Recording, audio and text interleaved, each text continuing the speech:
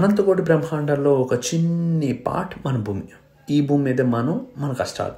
కానీ ఈ భూమి మీద నుంచి బయటికి స్పేస్లోకి వెళ్ళాలంటే మనం చేసేది ఒక మినీ యుద్ధం అనే చెప్పాలి. అది మనమే కాదు, మన ముందుచున్న ఎన్నో జనరేషన్స్, ఎన్నో సివిలైజేషన్స్ ట్రై చేసిన విషయం అది.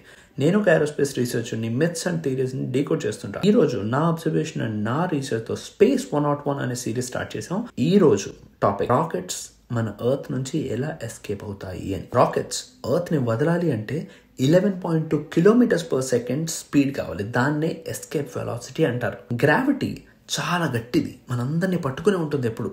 కానీ ఈ రాకెట్ చిన్నది, బయటికి వెళ్ళాలి అంటే మన ఎర్త్ని, అంతేకాకుండా ఎయిర్ రెసిస్టెన్స్ని కూడా దాటి గట్టిగా ఫైట్ చేసి వెళ్ళాలి. ఫ్యూయల్ని కంట్రోల్డ్గా బ్లాస్ట్ చేస్తూ యూజ్ చేస్తారు. ఇంతకి ఫోర్స్ ఇస్తే రాకెట్ పైకి వెళ్తుంది. ఇదే మన న్యూటన్స్ థర్డ్ లా. స్టేజెస్ సిస్టమ్తో బిల్డ్ చేస్తారు. ఒక స్టేజ్ వర్క్ అయ్యాక దాన్ని వదిలేస్తారు. వెయిట్ తగ్గుతుంది, స్పీడ్ పెరుగుతుంది. ఇలా చేసినప్పుడు జస్ట్ 8 minutesలో రాకెట్ ఆర్బిట్ని చేరిపోతుంది. ఎర్త్కి గుడ్ బై చెప్పేస్తారు. స్పేస్ అంటే అదేదో గిఫ్ట్ కాదు, అది సాధించాలి. అక్కడ వరకు వెళ్ళాలంటే గ్రావిటీ అనే చాలా స్ట్రాంగ్ పవర్తో ఫైట్ చేయాలి. చాలా కష్టపడాల్సిన విషయం. ఇలాంటి ఇంకొన్ని రీసెర్చెస్ కంటిన్యూస్గా చేస్తుంటాను. స్టే ట్యూన్డ్, స్టే కనెక్టెడ్, కలిసి రీసెర్చ్ చేద్దాం.